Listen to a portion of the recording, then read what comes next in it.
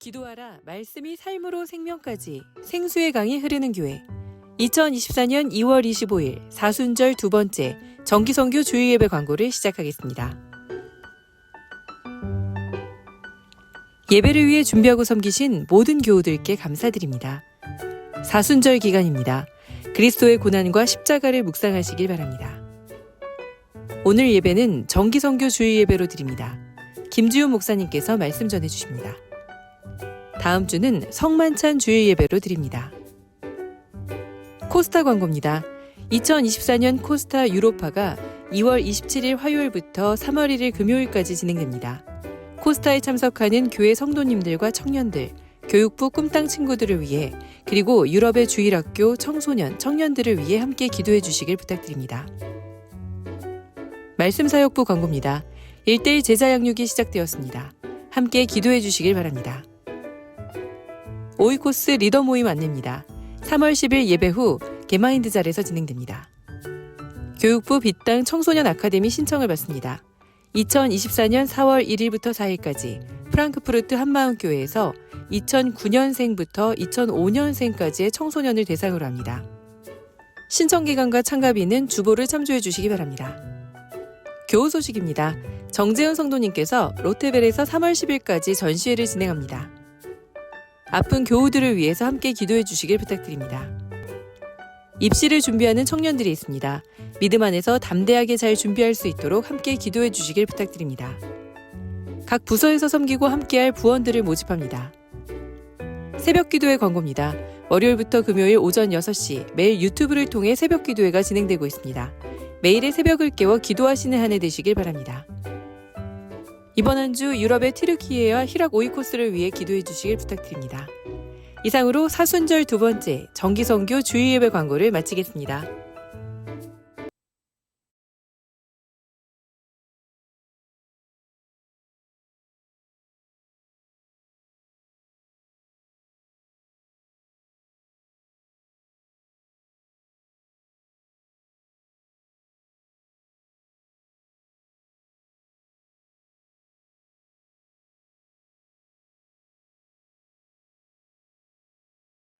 같아요. 그죠? 비싼가요? 커피 한 잔 안 드셔도 2개월에 커피 한 잔 값이에요. 예. 그러니까 여러분 저게 문서 선교로 또 나갑니다. 유럽에 있는 또 선교지에 말씀 묵상지가 또 나가는 또 밑거름이 되니까요. 하나도 남김없이 여러분들이 저것도 선교예요. 그러니까 꼭 사서 버리지 않도록, 아까우니까 버리지 않도록 가져가셔서 말씀 붙들고 사시기를 바라고요. 오이코스 리더 모임 광고 중에 리더분들은 다 참석하시고요. 또 부 리더분들도 함께 참석하시면 맛있는 간식과 함께 사발면 뭐 준비하신다고 하는 것 같아요. 같이 드시면서 교제 나누고 또 대화 나누면서 리더 모임을 했으면 좋을 것 같습니다. 그래서 앞으로 오이코스가 더 하나님 앞에 건강하게 소그룹들이 성장하는 방법들이 무엇일까에 대한 대화도 나누고 또 여러분들의 소리를 듣고자 하니까 모든 분들이 꼭 참여하시면 좋을 것 같습니다. 네, 그리고 주보에는 광고가 나와 있는데요. 음성에는 안 나가서 교우 소식 2번에 보시면 새 생명을 주신 두 가정이 있어요. 우리 김혜인 집사님, 황지 집사님 축하드리고 또 건강해서 또 잘 출산 때까지 여러분 관심 가져주시고 기도해 주시고 신경 써주시기를 바라고요. 새벽마다 또 새 생명을 원하는 또 가정들이 있기 때문에 또 부족한 종이 또 새벽 기도에 같이 함께 또 하나님의 새 가정에 또 새 생명을 주십사 하고 기도하고 있습니다. 한 마음으로 여러분 같이 또 기도해 주시기를 바랍니다.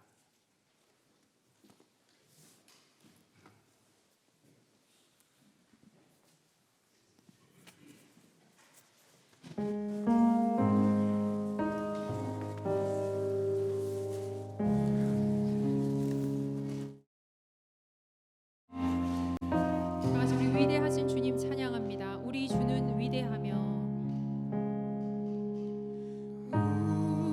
우리 주는 위대하며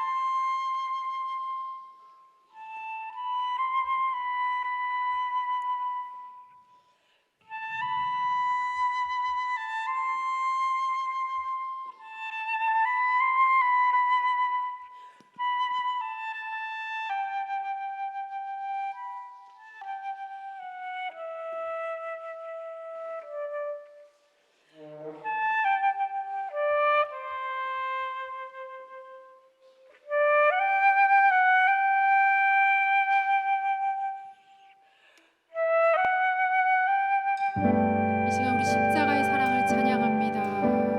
모든 능력과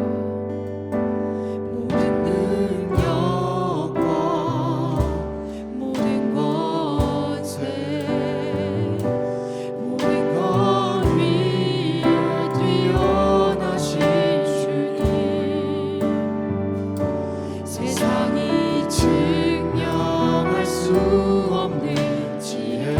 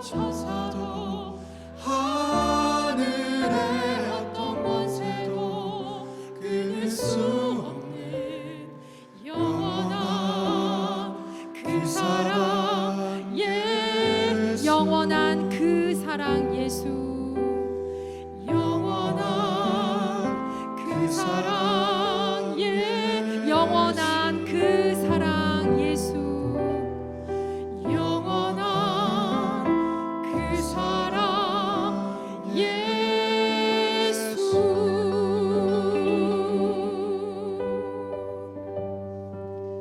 우리 다 같이 일어나셔서 임예 찬양 부르시겠습니다.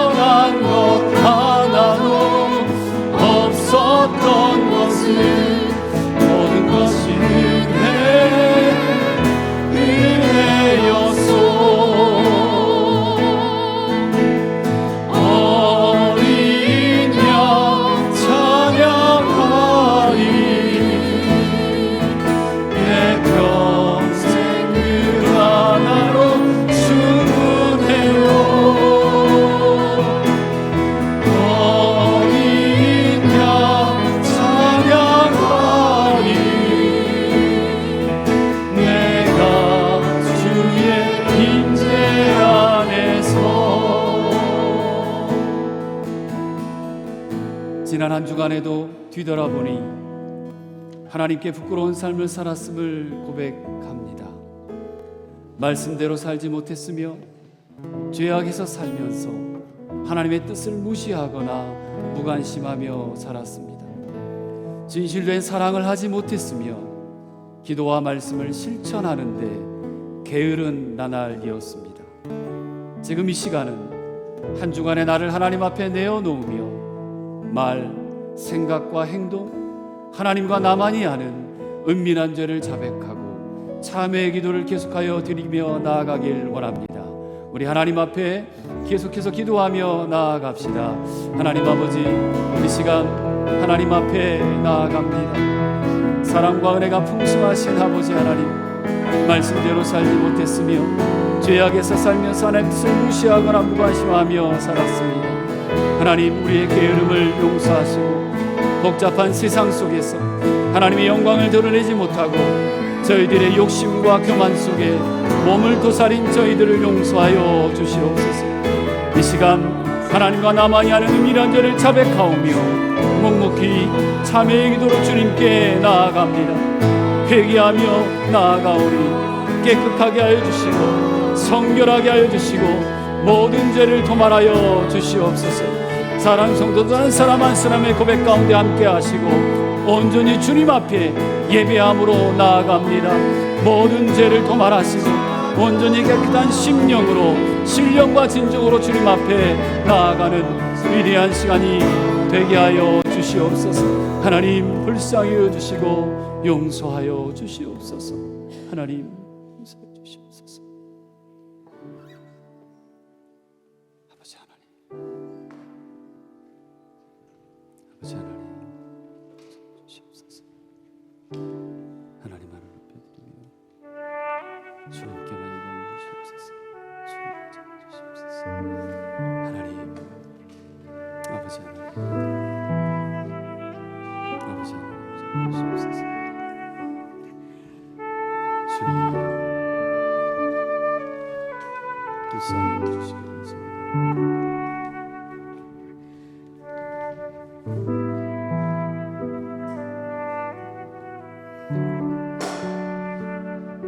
주의 말씀은 내 발의 등이요 내 길의 빛이니이다. 자비롭고 은혜롭고 인자와 진실이 많은 하나님은 인자를 천대까지 베풀며 악과 과실과 죄를 용서하시는 분이십니다. 하나님께서는 우리들이 아직 죄인 되었을 때 그리스도께서 우리를 위해 죽으심으로써 우리에 대한 그의 사랑을 보여주셨습니다. 은혜로우신 하나님, 정기선교 주일 예배로 드리며 십자가가 점점 가까이 다가오는 사순절 기간의 날에 저희를 부르시어 무거운 죄짐을 십자가 밑에 풀어놓게 하시니 감사합니다. 다사로운 햇볕으로 인생의 어둠을 비추어 주시고 부드러운 봄비로 상한 마음을 어루만져 주시는 사랑에 감격하고 감격합니다. 이제 무릎을 꿇고 눈을 들어 대속의 주님을 바라봅니다. 심령 깊은 곳에서 우러나오는 감사의 찬미로 구원의 주님을 찬송하겠습니다. 우리의 경배를 받아 주시옵소서. 전 세계 전쟁과 재난 가운데, 사건과 사고 가운데, 자연재해 앞에서 고통 중에 있는 이들 가운데 함께 하셔서 위로하시고 회복시키시며 힘과 용기를 더하여 주옵소서. 이 시간 인생의 무게를 안고 찾아온 하나님의 자녀들에게 세상이 줄 수 없는 참 평안을 내려주시길 구하오며 우리를 구원하신 예수 그리스도의 이름으로 간절히 기원하옵나이다. 아멘. 나는 전능하신 아버지 하나님 천지의 창조주를 믿습니다. 나는 그의 유일하신 아들 우리 주 예수 그리스도를 믿습니다. 그는 성령으로 잉태되어 동정녀 마리아에게서 나시고 본디오 빌라도에게 고난을 받아 십자가에 못 박혀 죽으시고 장사된 지 사흘 만에 죽은 자 가운데서 다시 살아나셨으며 하늘에 오르시어 전능하신 아버지 하나님 우편에 앉아 계시다가 거기로부터 살아있는 자와 죽은 자를 심판하러 오십니다. 나는 성령을 믿으며 거룩한 공교회와 성도의 교제와 죄를 용서받는 것과 몸의 부활과 영생을 믿습니다. 아멘.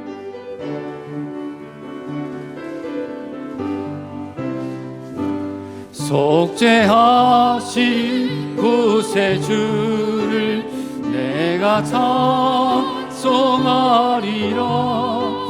내게 자유 주시려고 주가 고난 당했네.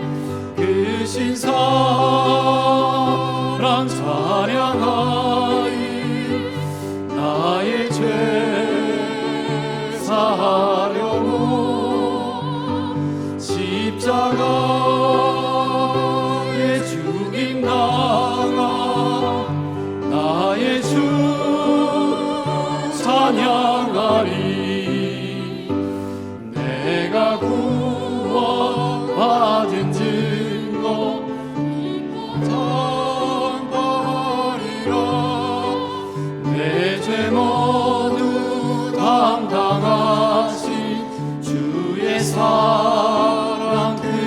승리하신 구세주를 승리하신 구세주를 내가 찬송하리라. 죄와 죽음 지옥 권세 주가 모두 이겼네. 그 신사랑 찬양하리. 나의 죄 사하려고 십자가에 죽임 당한 나의 주 찬양하리.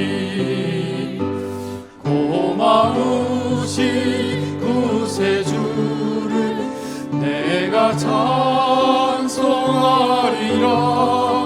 죽음에서 생명으로 나를 인도하셨네. 아멘. 그 신사랑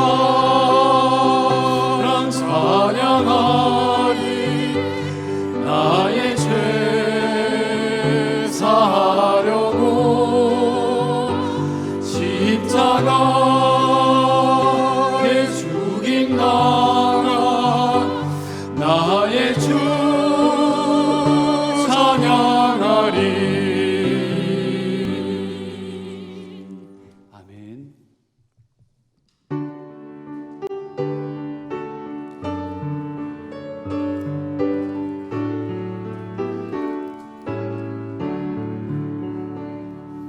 내게 있는 모든 것을 아낌없이 드리네.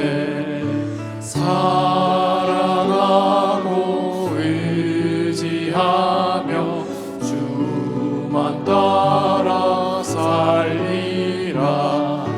주께 드리네.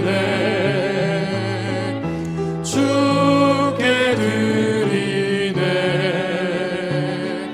사랑하는 구주 앞에 모두 드리네. 아멘.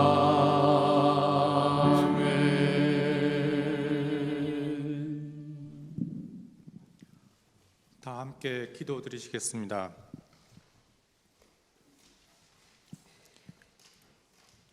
하늘에 계신 우리 아버지, 아직 간간히 추위가 우리를 움츠려 들게 하지만 봄이 머지 않았음을 느끼는 시간입니다. 우리가 봄의 생명을 느낄 희망을 소망함에도 불구하고 우리의 마음은 여전히 채워지지 않는 욕망으로 가득 차 있어 겨울을 벗어나지 못하고 있습니다. 우리가 아픈 고통으로 느끼는 것은 우리가 소망하는 것이 아버지가 우리에게 바라는 것과 다르기 때문이라고 고백합니다.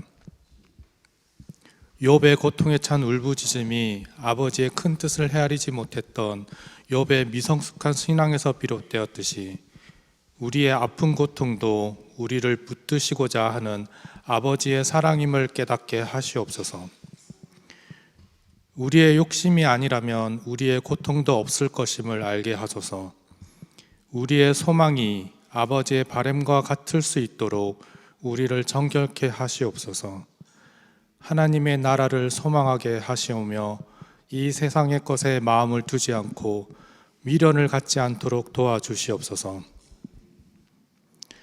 시내산 아래에서 인간의 것으로 만든 아론의 황금 송아지가 하나님임을 믿는 어리석음에서 저희를 구원하시옵소서. 너무 위대하여서 우리의 지식과 지혜로는 도저히 가늠할 수 없는 하나님, 우리가 체험하고 느끼고 아는 하나님이 하나님의 전부라고 생각하는 어리석음으로부터 저희를 벗어나게 하옵소서. 그러나 우리는 욥도 아니고 예수님도 아닙니다.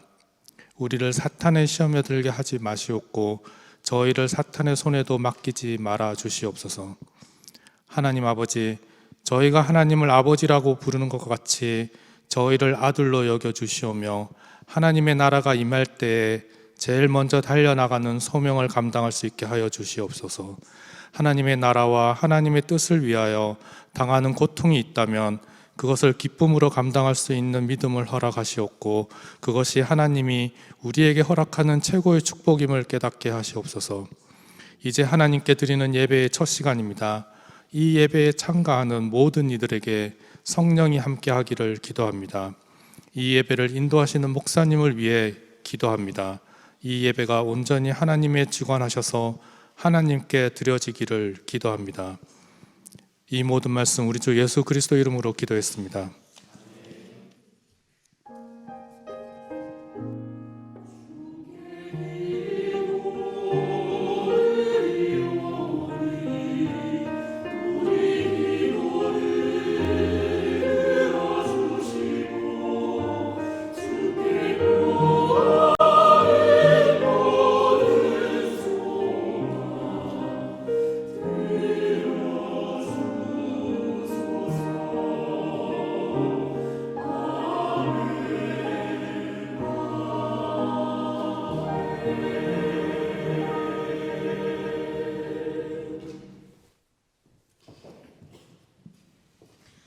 오늘 우리에게 주신 하나님의 말씀은 룻기 2장 1절에서 4절까지의 말씀입니다. 나오미의 남편 엘리멜렉의 친족으로 유력한 자가 있으니 그의 이름은 보아스더라. 모압 여인 룻이 나오미에게 이르되 원하건대 내가 밭으로 가서 내가 누구에게 은혜를 입으면 그를 따라서 이삭을 줍겠나이다 하니 나오미가 그에게 이르되 내 따라 갈지어다 하매 룻이 가서 베는 자를 따라 밭에서 이삭을 줍는데 우연히 엘리멜렉의 친족 보아스에게 속한 밭에 이르렀더라. 마침 보아스가 베들레헴에서부터 와서 베는 자들에게 이르되 여호와께서 너희와 함께 하시기를 원하노라 하니 그들이 대답하되 여호와께서 당신에게 복 주시기를 원하나이다 하니라. 이는 살아계신 하나님의 말씀입니다.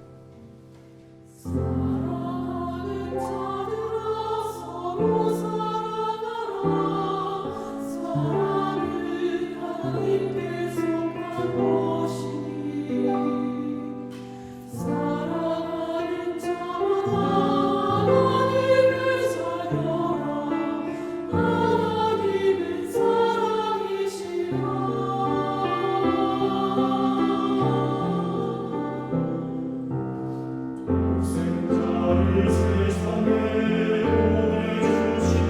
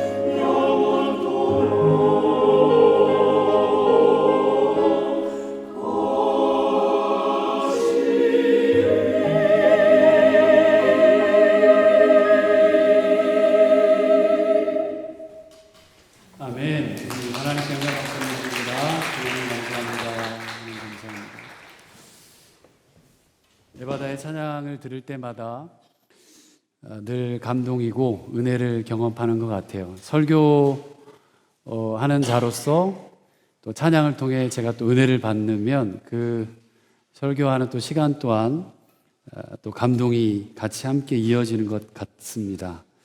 여러분 교회 오는 게 행복하십니까? 즐겁습니까? 언제가 가장 즐거워요? 예배 드려서 기쁩니까? 애찬할 때가 기쁩니까? 목사님 그걸 뭘 물어보고 그래요? 이런 얘기 같은데 저는 애찬할 때도 기뻐요. 설교도 메뉴가 다양해야 이게 좋은 것 같아요. 한 메뉴만 계속 드시는 거는 잘못하면 영양실조 걸리니까 다양한 메뉴의 뷔페를 준비를 했습니다. 그래서 실은 목사님들, 전사님들이 특별히 이렇게 예배 때 주일날 설교하기가 쉽지는 않아요. 한국적인 상황도 그렇고 독일 내에서도 쉽지 않은데 저희 교회는 그런 기회들을 종종 드립니다. 제가 그렇게 목회 철학이 그래요. 저는 설교를 한국에서 부목사로서 주일 낮 예배 설교를 많이 못했어요. 못했고 근데 내가 나중에 목회를 하게 되면 목사님, 전사님들 책도 많이 읽게 좀 하고 그리고 설교도 될 수 있는 한 많이 자리를 주면 좋겠다는 생각을 신학생 때부터 했었는데요. 목회를 하면서 지금 그걸 실천하고 있습니다.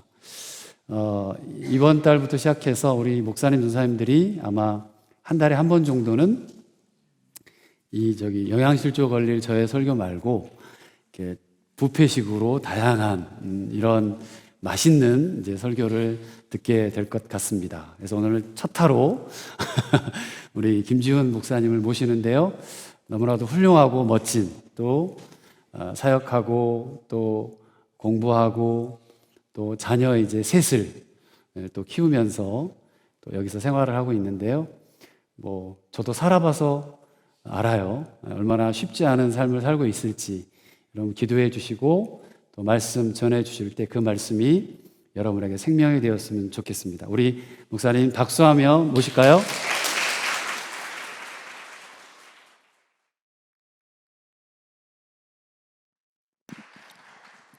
네, 드시던 음식 드시다가 새로운 음식 드셔서 체하는 일은 없기를 소망하겠습니다. 네, 잠깐 기도할게요. 하나님 아버지 감사합니다. 이 시간 함께 말씀을 함께 나눠보고자 합니다. 부족한 저는 숨겨주시고 오직 하나님의 말씀만 드러나는 시간 될 수 있도록 인도해 주시옵소서. 예수님의 이름으로 기도드립니다. 아멘. 오늘 우리가 함께 나누는 본문 말씀은 저와 성도님들께서 이전에 함께 다뤘던 본문 같은 말씀이에요. 코로나 때였죠. 온라인으로 했던. 네, 모르는 눈치죠. 네, 우연 속의 필연이라는 제목으로. 네, 괜히 얘기했죠, 제가. 네, 맞아요. 네, 우연이라는 게 과연 있는가에 대해서 함께 말씀을 나눴었어요, 이 본문으로. 네, 그만할게요. 네, 이 얘기 안 하고. 네, 어찌 되었든 오늘은 같은 본문 말씀으로 은혜라는 부분에 중점을 두고 말씀을 나눠보고자 합니다. 우리가 이미 알고 있듯이 룻기라는 성경 말씀은 이방 여인의 삶을 주제로 장차 오실 메시아의 조상이 되고 다윗의 증조모가 되는 이야기입니다. 사실 이 룻기가 성경 속에 자리하고 있는 것은 대단한 일이에요. 사회적 약자인 여인에 대한 이야기이며 더군다나 모압 여인, 즉 이방인에 대한 이야기이기 때문이죠. 당시 여성은 그 지위나 기회가 굉장히 억압되고 무시되는 사회였습니다. 그럼에도 그 무시되는 사회 속에서도 룻의 놀라운 행동들이 있었기 때문에 그를 통해 구원사가 이어졌고 예수님의 그 족보에 오르게 됩니다. 그 행동들이 무엇이었길래 사회적 약자였던 그를 통해 하나님의 역사와 계획이 이루어졌을까요? 먼저 룻이 살고 있는 그 시대가 어떠한지를 우리는 함께 살펴봐야 할 것입니다. 당시 시대 상황은 사사들이 치리하던 때입니다. 지금 우리는 매일 큐티를 통해 사사기 본문 말씀을 묵상하고 있습니다. 오늘 함께 나누는 본문 말씀 룻기는 동시대의 이야기인데요. 사사들이 치리하던 시기는 어떠했죠? 영적 암흑기로 여겨지던 때입니다. 왕이 없어 자기 소견대로 하던 시대입니다. 하나님에 대한 그 이스라엘의 불순종이 확산되던 때이고 하나님 앞에 악을 행하던 때였습니다. 그런데 룻기를 쭉 묵상하다 보면은 그러한 사사기의 혼란스러운 모습은 보여지지 않아요. 사사기는 우리가 알듯이 정복과 해방의 전쟁이 계속해서 벌어집니다. 그러나 동시대인 이 룻기는 마치 고요합니다. 평화롭습니다. 일반적으로 사사시대의 무질서함과 범죄와 전쟁으로 얼룩진 그 영적 암흑기의 역사를 배경으로 하는 그 사사기와 대조적으로 룻기는 한 가정사에 초점을 맞추고 있어요. 그리고 말씀 속에 중심이 되어 이끌어가고 있는 하나의 단어가 있습니다. 바로 은혜라는 단어입니다. 룻의 이야기 안에는 이 은혜라는 것이 쭉 깔려져 있어요. 그 은혜를 통해 한 가정을 살리시고 더 나아가 이스라엘 나라와 민족을 구원하시는 그 구원사를 이루어 나가는데 귀중한 도구로, 통로로 사용되었음을 발견할 수 있습니다.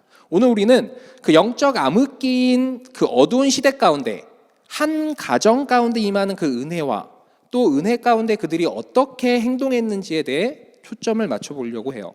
사실 이 가정은 그렇게 평안 가득하고 행복만 가득한 가정은 아니었어요. 본문 말씀 앞을 살펴보면 그 영적 암흑기 시대의 흉년까지 들어가지고 하나님께서 약속하셨던 그 언약의 땅을 떠나 그 당시 풍요했던 땅인 모압 지방으로 이주했다가 더 큰 화근을 당했던 가정이에요. 단순히 기근으로부터 벗어나 그 더 잘 살아보고자 떠났던 그 가정은 이주했던 그 모압 땅에서 모든 남성들이 죽고 시어머니와 한 며느리만 다시 하나님께서 약속했던 땅으로 돌아왔다는 거예요. 그들은 하나님께서 약속하시고 주셨던 그 언약의 땅을 떠나 이방인의 땅인 모압으로 이주했었어요. 약속의 땅에서 지금 당장 어렵다고 신앙의 터전을 버리고 떠났다는 겁니다. 하나님께서는 가나안을 떠나 살기를 원치 않으셨어요. 당시 이민이라는 것은 단지 장소의 이동만을 의미하진 않습니다. 여러 가지의 삶의 스타일이나 문화적인 변화까지 포함되어 더군다나 그들이 살던 그 시기에는 지역신의 개념을 가지고 있었기 때문에 지역과 종족마다 그들만의 신이 있다고 믿던 시기였어요. 그런 시기에 그들이 약속의 땅을 떠나 하나님을 떠났다라는 것은 하나님은 좋지 않다고 생각했다는 것이죠. 그럼에도 불구하고 하나님께서는 이 가정을 버리지 않으셨어요. 이 절망과 같던 모압 땅에서 가나안 땅에 하나님께서 자기 백성들에게 양식을 주셨다라는 이야기를 듣게 되는 그 은혜를 받은 것입니다. 1장 6절 말씀인데요. 함께 읽어볼게요. 말씀을. 네, 함께 읽겠습니다. 그 여인이 모압 지방에서 여호와께서 자기 백성을 돌보시사 그들에게 양식을 주셨다 함을 듣고 이에 두 며느리와 함께 일어나 모압 지방에서 돌아오려 하려. 떠난 나오미는 망했지만 남은 자들이 회복되었다는 소식을 들었다는 거예요. 듣는 것 자체, 즉 듣게 되는 하나님의 은혜를 입기 시작합니다. 그래서 룻과 나오미는 다시금 베들레헴으로 갑니다. 여기서 이방 여인 며느리 룻의 놀라운 고백이 나타나요. 1장 16절 말씀입니다. 역시 읽어보겠습니다. 룻이 이르되 내게 어머니를 떠나며 어머니를 따르지 말고 돌아가라 강권하지 마옵소서. 어머니께서 가시는 곳에 나도 가고 어머니께서 머무시는 곳에서 나도 머물겠나이다. 어머니의 백성이 나의 백성이 되고 어머니의 하나님이 나의 하나님이 되시리니. 네. 앞에서 이야기했듯이 이주를 한다는 것은 그의 신앙과도 연결된다고 했었습니다. 룻은 이 고백을 통해서 모압의 신과 문화를 버리고 시어머니인 나오미를 따라 이스라엘의 주 하나님을 따르기로 결단했다는 거예요. 왜냐하면 룻은 시어머니 나오미를 통해 지난 10년간 전해 들었던 이스라엘의 사람들의 그 삶과 신앙 안에서 진짜 여호와 하나님, 그 하나님을 만났기 때문이었죠. 그래서 룻은 나오미와 함께 베들레헴으로 돌아갑니다. 그러나 그의 놀라운 고백과 결심이 있을지라도 분명 문제는 있어요. 장소의 이전으로 삶의 문화 패턴이 변화돼야 되고요. 거기에 적응해야 하는 문제도 있을 겁니다. 또 무엇보다 이방인이라는 큰 어려움이 그녀에게 있어요. 당시 이스라엘은 이방인은 사람이 아닌 짐승과 같다고 생각했어요. 이스라엘 사람들은 모압인을 선한 사람으로 취급하지 않았습니다. 신명기 23장 3절은 그 사실을 말씀해주고 있어요.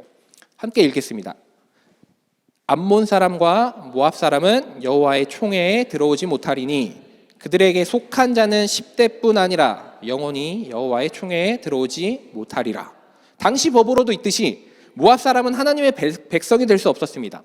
선민 사상이 가득한 이스라엘인들에게는 이방 여인은 존중받아질 수 없었다는 거예요.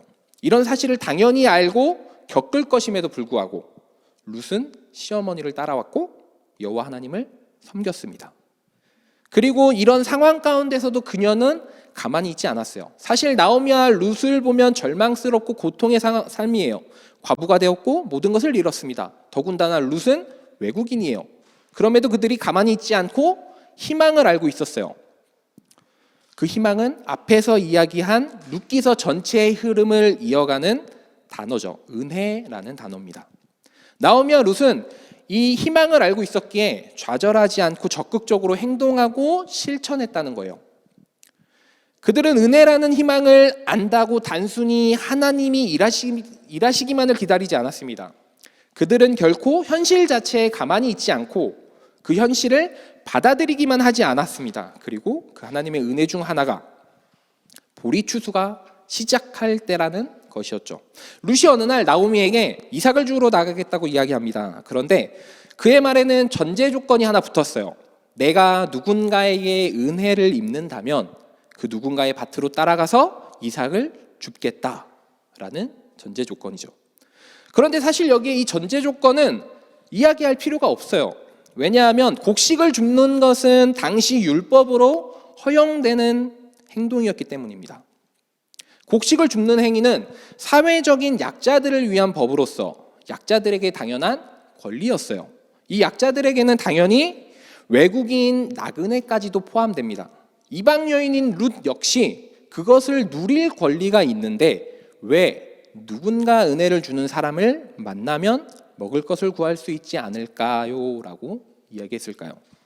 율법이 지켜져야 할 하나님의 땅, 그 베들레헴에서 온전히 그 율법이 지켜지지 않았다라는 가능성을 우리는 생각해 볼 수 있습니다. 그 당연한 권리가 베들레헴 땅에서 없어진 상황을 말해줍니다. 마땅한 권리가 이루어지고 있지 않았기 때문에 누군가 은혜를 주는 사람이 있다면 이라는 얘기를 한 것이죠. 우리 공동체에 한번 적용해 볼까요? 하나님의 공동체로 모여있는 오늘날의 교회, 그 교회 공동체 안에서도 마땅히 이루어지고 행해져야 할 율법과 같은 여러 부분들이 있을 거예요. 하나님의 말씀을 기초로 나아가야 할 서로 간의 관계나 상황, 환경들이 말이죠. 더 나아가 분명히 나 개인 역시도 예수 그리스도를 주님으로 모시는 교회라고 예수님께서 말씀하셨습니다. 그런 우리 자신이 마땅히 가지고 있어야 할, 마땅히 지켜지고 있어야 할 그런 모습들이 없다면 세상에서 교회를 향해 그리고 그리스도인들을 향해 오늘 이 룻과 같은 고민으로 교회를 바라보고 그리스도인들을 바라볼 수 있다라는 겁니다. 세상은 날로 수많은 어려움과 문제로 가득 차고 있어요. 그때 우리 교회 공동체가 이런 문제들을 위해 중보하고 앞장서서 해결해 나아갈 수 있는가라는 그런 의문점을 품게 만든다면 예수님께서 바라시는 삶을 우리는 살았다고 감히 이야기할 수 없을 겁니다. 어찌되었든 마땅히 있어야 할 그 율법의 행함이 베들레헴 안에 없었던 거예요. 또 그렇게 생각할 수 있는 이유 중 하나가 바로 룻에 대한 표현이죠. 성경은 계속해서 룻을 모압 여인이라고 표현을 해요. 이미 앞서 룻이 모압 여인임을 한번 설명했으면 뒤에는 굳이 표현하지 않아도 되는데 계속적으로 모압 여인, 이방 여인 단어를 반복해요. 왜요? 저자가 의도가 있다는 것이죠. 우리는 말씀을 보거나 큐티를 하고 나면 마지막에 적용을 하는 시간이 있어요. 당연히 내 삶에 이 말씀은 어떻게 다가와야 하며 어떻게 적용시켜야 하는지를 고민합니다. 말씀만 읽고 오늘 좋은 말씀 읽었다라고 넘어가지는 않잖아요. 네, 이 말씀을 보던 유대인들도 우리에게 그 성경을 보는 것은 이 말씀을 보던 유대인들도 역시 성경 보는 것을 자기 자신을 보는 거울처럼 봤다라는 거예요. 그들 역시도 말씀을 통해 내 자신을 보기에 모압 여인이라는 호칭을 가지고 유대인들 자기들의 모습을 봤다라는 거죠. 룻은 표현되기를 헌신적이며 성실하며 흠잡을 데 없는 괜찮은 여인이에요. 근데 그 여인이 이스라엘 사람이 아니라는 겁니다. 말씀을 거울로 살펴보았기에 그들은 계속 외국인을 표현하며 우리는 왜 이렇게 살지 않을까라는 생각을 했다라는 거죠. 또 하나의 예를 들어볼게요. 그들의 얼굴과도 같은 사람이 있습니다. 요나라는 인물이죠. 그는 자기 민족이 아닌 다른 이방인이 구원받는 것을 굉장히 싫어했던 자였습니다. 차라리 자기 자신이 죽는 게 더 낫다라고 할 정도로 이방인을 싫어했어요. 요나의 이야기에는 유대인들이 가지고 있던 그 선민 사상을 깨기 위한 모습이 들어 있습니다. 그런데 요나는 왜 다른 사람들이 구원받는 것이 싫었을까요? 말 그대로 그냥 싫었던 거예요. 나는 선택받은 백성이고 너희는 아니며 너희는 늘 우리를 공격했던 자들이잖아. 그러니까 싫었던 겁니다. 예수님께서도 비슷한 말씀을 하셨습니다. 강도 만난 사람 비유를 들며 예수님께서도 비슷한 이야기가 있는데 그 가운데에서 최고의 선을 베푼 사람이 누구인지 물어봤어요. 강도 만난 그 사람 비유를 들면서 그랬을 때 사마리아인, 외국인이었습니다. 그런데 누가 강도 만난 자의 이웃이 되겠느냐라고 예수님이 물었을 때 유대인들이 사마리아인이라고 얘기를 안 했어요. 그에게 선을 베푼 사람이요 라고 얘기를 했죠. 이방인이 옳은 일을 했다는 게 그들은 싫었던 거예요. 이는 즉 오늘날 표현으로 얘기하자면 기독교인이 아닌 자가 선을 행했다라는 게 싫다라는 표현인 거예요. 그래서 이스라엘인들은 이런 성경을 보면서 자기 자신의 그 삶을 항상 끊임없이 반성하고 있었다는 거예요. 여전히 선민 사상이 가득 차 있던 그들의 그 모습을 반성했습니다. 예수님과 이스라엘 역사가 있어 가장 위대한 왕으로 여기는 그 인물 다윗, 그의 족보에 들어가 있는 룻, 그는 이스라엘인이 아니었습니다. 우리 역시 말씀을 볼 때 중요한 것은 그 말씀을 통해 우리의 모습을 봐야 할 거예요. 룻의 행동을 통해 우리의 모습을 봐야 합니다. 하나님께 은혜를 입었을 때 그의 행동, 그리고 누군가 역시 그 누군가에게 은혜를 입는다면 이라는 생각을 하며 교회 공동체로 들어옵니다. 그때 우리는 어떻게 행해야 하는가를 생각해 볼 필요가 있을 겁니다. 그렇게 룻은 2절을 통해 은혜를 입기 원한다라고 이야기를 하며 나아갔고요. 룻의 누구에게 은혜를 입으면 이라는 생각과 함께 행동으로 나아갈 때 하나님께서는 항상 은혜를 베풀어 주셨고 그를 보아스에게 속한 밭에 이르게 하셨습니다. 그렇게 그에게 보아스가 마침 와서 이야기합니다. 여호와께서 너희와 함께 하시기를 원하노라 라고 말이죠.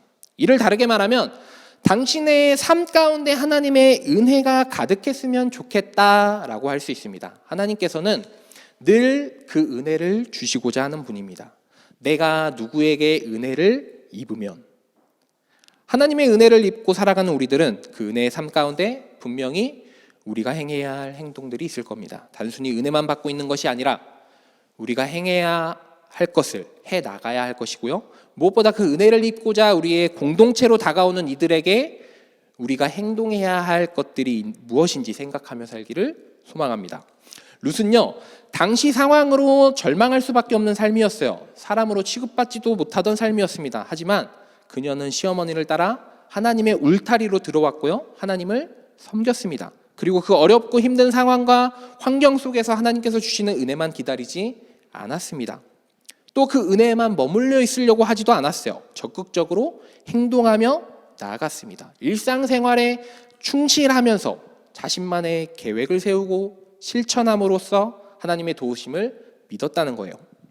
그렇게 그녀의 성실과 믿음이 있었기 때문에 하나님의 은혜 가운데 하나님의 그 계획 역시 나타날 수 있었으며 하나님의 인도함이 분명히 드러나게 됐다는 거예요. 하나님께서는 우리가 이미 알고 있듯이 사람의 노력과 행동을 매개로 신비스럽게 일하고 계십니다. 그 하나님께서는 우리에게 늘 은혜를 주심으로써 하나님의 은혜를 또 하나님의 신실함을 드러내려 애쓰는 그 사람들의 일상적인 그 삶을 통해 나타내시고 일하시는 분이십니다.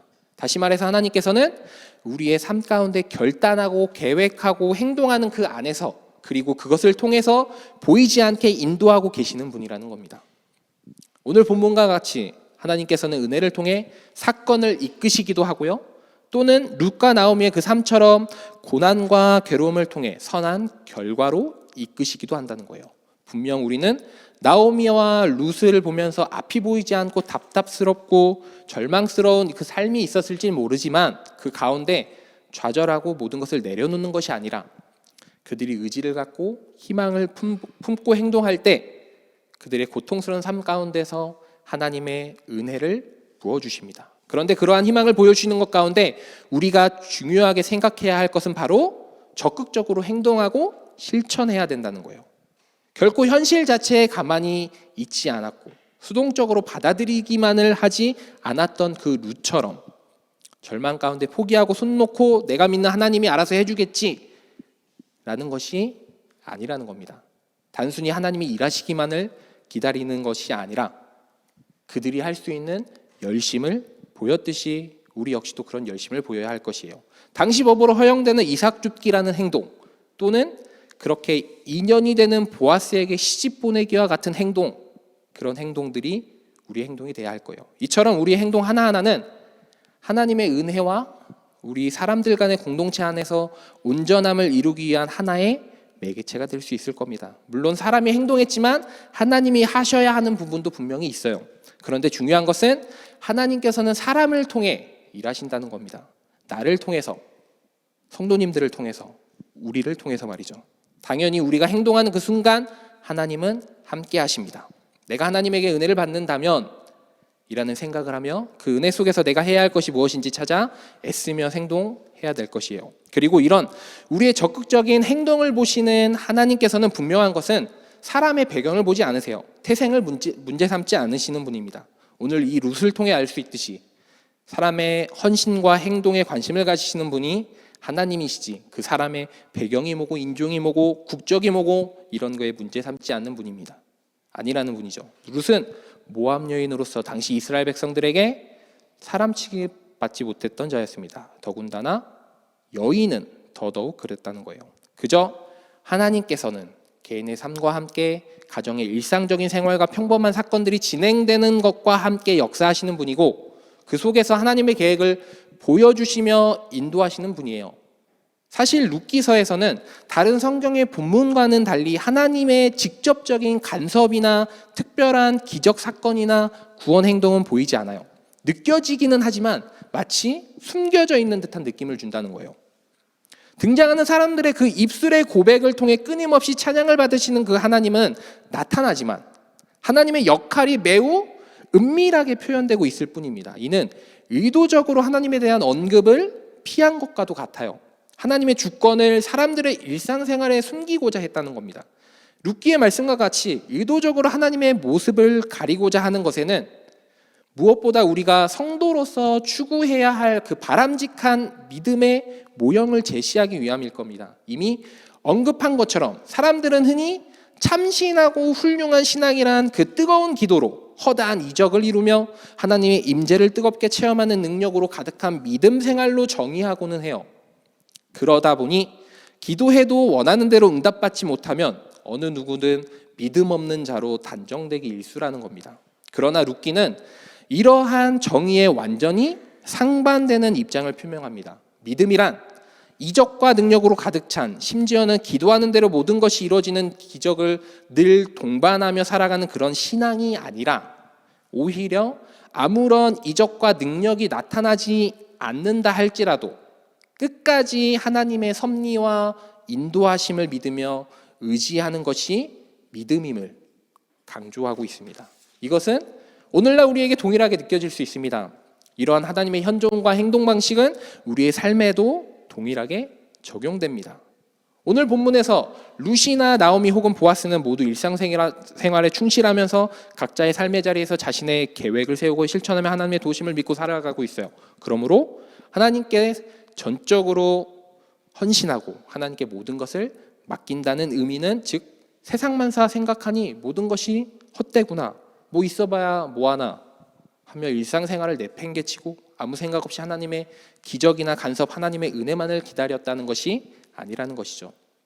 우리는 하나님께서 주신 그 믿음과 이성을 조화롭게 사용하며 최선을 다해 일상생활에 충실함으로써 하나님의 역사에 동참해야 합니다. 룻처럼 오늘 우리에게 주어진 삶을 진실되며 열심히 살다 보면 미래는 자동적으로 우리에게 다가올 것입니다. 우리의 삶 가운데 은혜가 깔려 있기 때문이죠. 미래에 대한 환상을 보며 보여달라는 그런 간구보다는 오늘 내게 주어진 이 순간을 최선을 다해 살아가는 열심과 신실함을 달라고 기도하는 우리가 되기를 소망합니다. 우리는 하나님에게 은혜를 받았습니다. 그리스도인들은 모두 은혜를 받기를 원해요. 은혜란 신앙의 삶에 만족을 주는 것 좋은 것입니다. 그런데 이 은혜는 사람이 스스로 만들 수 있는 게 아니에요. 스스로 노력을 통해 얻게 되는 것보다는 외부로부터 들어오는 겁니다. 이 은혜의 근원은 당연히 하나님으로 우리는 알고 있어요. 성경 말씀 역시 이 은혜는 하나님께로 온다 강조하고 있습니다. 그리고 하나님 역시도 우리에게 그 은혜를 아주 적극적으로 주고 싶어 하시는 분이에요. 우리는 하나님께서 주시는 은혜를 통해 하루하루 살아갈 수 있으며 평안 가운데 나아갈 수 있습니다. 그리고 하나님께서는 더 나아가 우리에게 은혜를 주신과 동시에 또 다른 이들이 받을 수 있는 은혜의 통로로 우리를 사용하길 원하셔요. 단순히 우리만 하나님의 은혜를 누리고 있질 않길 원하신다는 겁니다. 베푸신 하나님의 은혜를 통해 우리는 하나님을 더 인정하게 되고 또 은혜를 받은 자들이 모여 공동체를 이루듯이 하나님의 은혜의 결과는 하나님의 백성이 될 수 있다는 것을 말해줍니다. 우리가 하나님의 은혜를 간구하는 이유는 우리 자신의 안위만을 위해서가 아니라 온 세상 사람들이 우리를 통해 하나님의 길과 구원을 깨닫게 할 수 있다는 거죠. 내가 하나님에게 은혜를 얻는다면 우리는 세상 사람들로 하여금 하나님을 찬양하게 하는 자가 되도록 통로가 되어서 행동하고 노력해야 할 것입니다. 우리가 늘 하나님의 은혜 속에 거하며 누리며 살아갈 때 세상 사람들은 분명히 우리를 통해 하나님을 알게 될 것이고 하나님이 우리와 함께 하시는 그 모습을 보고 하나님의 놀라운 인도함과 보호하심을 깨닫게 되고 같이 우리 공동체로 들어와서 그 은혜 안에 거할 수 있을 겁니다. 하나님께서는 지금도 어김없이 우리에게 은혜를 주시고자 하는 분입니다. 언제나 그 은혜는 우리에게 찾아옵니다. 우리가 하나님의 은혜를 누려야 하는 이유는 하나님께서는 항상 우리가 하나님 안에서 평안과 기쁨이 넘치는 삶을 살기 원하신다는 것이고요. 더 나아가 우리가 받은 그 은혜와 사랑을 통해 나뿐만 아니라 세상 사람들도 하나님을 경외할 수 있게 되고 또 그렇게 되게 하기 위함이라는 겁니다. 결국 하나님의 은혜는 내 자신이 더 하나님과 함께하길 원하는 것이며 또 더 나아가 내가 다른 이들을 위한 통로가 됨으로써 하나님의 은혜와 사랑을 전하게 하시길 원한다는 겁니다. 내 자신이 은혜를 받음과 동시에 다른 이들에게 은혜의 통로가 되길 원하십니다. 그렇게 우리는 우리를 위해 하나님께서 주시는 은혜를 간구해야 하며 더 나아가 은혜를 통해 주님을 전하는 통로가 되어 하나님이 원하시는 공의와 공평을 세상에 실현하여 하나님을 경외하는 자들이 더 많아지게 함으로써 그들 역시 하나님의 은혜 속에 살 수 있도록 날마다 하나님의 은혜를 구하며 살아가는 우리 모두가 되기를 소망하겠습니다. 분명히 누군가는 우리를 통해 하나님의 은혜를 입기를 기다리고 있습니다. 이 시간 함께 찬양 한 곡 부르고 기도하겠습니다. 오직 예수뿐이네라는 찬양인데요. 가사를 생각하며 정말 은혜 아니면 저희는 살아갈 수 없습니다. 물론 내 삶에 은혜가 깔려져 있지만 그 은혜, 나에게 주시는 그 은혜를 늘 생각하며 삶을 살아가길 원합니다 라는 생각을 하며 함께 찬양하길 원합니다.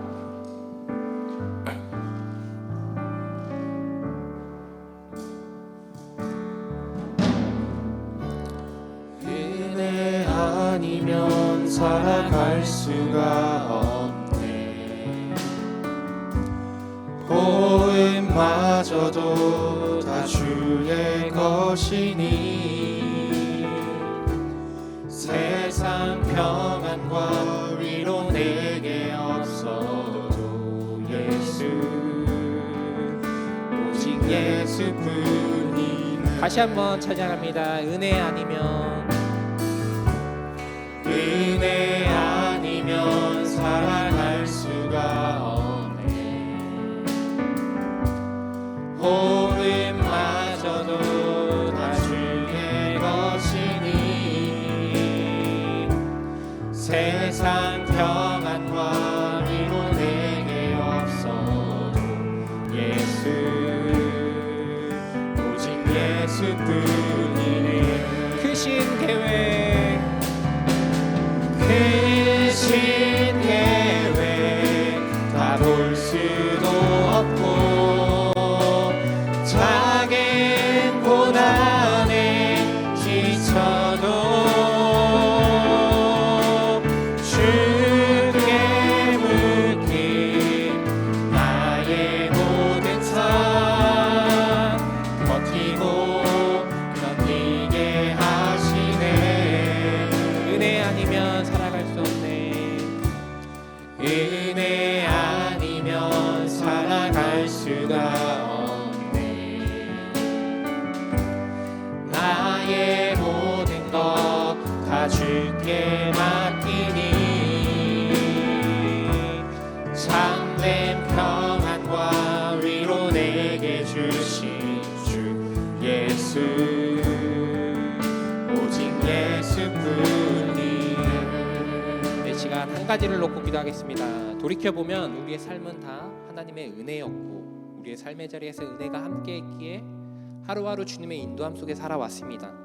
은혜 아니면 주님이 함께하지 않는다면 우리의 삶은 아무것도 아닙니다. 우리에게 은혜를 주시는 주님, 그 주님을 더욱 붙잡고 의지하며 살기 원합니다.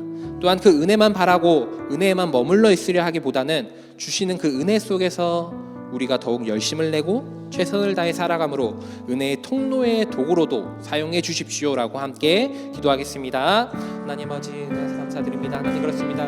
내 삶의 모든 것은 결국엔 하나님의 은혜입니다. 하나님의 은혜가 내 삶 가운데 있기 때문에 내가 하루하루 살아갈 수 있고 주님의 그 사랑을 느끼며 살아갈 수 있습니다. 주님을 만나고 살아갈 수 있습니다. 하나님 그렇지만 아버지 하나님 내가 정말 그 은혜 안에서 안주해 있지는 않았는지 아버지 그 은혜를 내가 헛되게 생각하진 않았는지가 돌아옵니다. 하나님 그 은혜를 아버지 하나님 시간과 좀 아버지 그 은혜 안에서 아버지 하나님 주님이 해주시겠지 주님만이 아버지 하나님 모든 것 해주시겠지라는 생각보다는 아버지 하나님 내가 해야 될 것이 무엇이고 해 나아갈 것이 무엇인지 하나님께 기도로 간구하며 나아가게 하여 주시옵소서.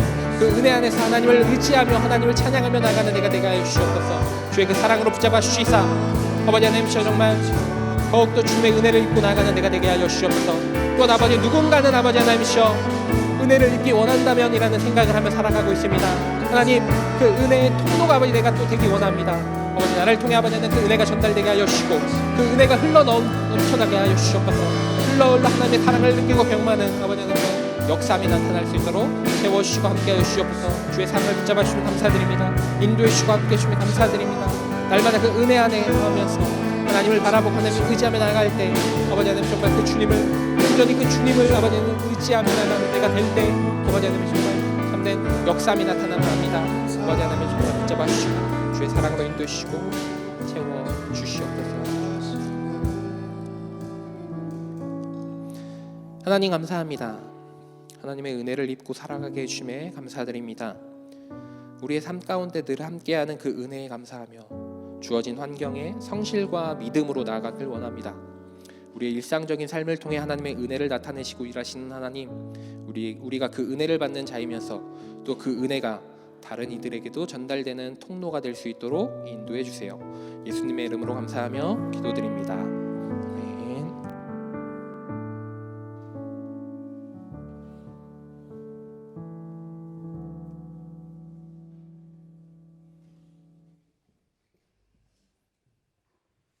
부탁의 말씀 같이 함께합니다. 내가 곧 생명의 떡이니 내게 오는 자는 결코 줄이지 아니할 터이니 나를 믿는 자는 영원히 목마르지 아니하리라. 예수께서 친히 나무에 달려 그 몸으로 죄를 담당하셨습니다. 그러므로 예수 그리스도의 사람들은 그의 죽으심과 부활, 승천과 다시 오심을 마음에 새겨 항상 복음으로 생명까지 나아가는 삶을 살아야 합니다.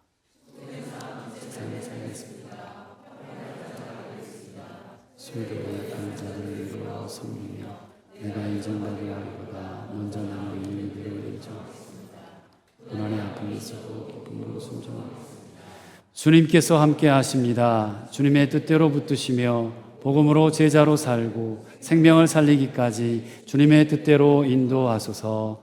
아멘. 하나님 아버지, 은혜 아니면 살 수 없음을 고백합니다. 룻의 신앙의 고백처럼 아무것도 없어도 응답이 없다 할지라도, 좋은 것이 주어지지 않는다 할지라도 오직 하나님이 함께 하시고 인도하신다는 것을 믿음으로 고백하는 우리 사랑하는 모든 교우들 되게 하여 주옵소서.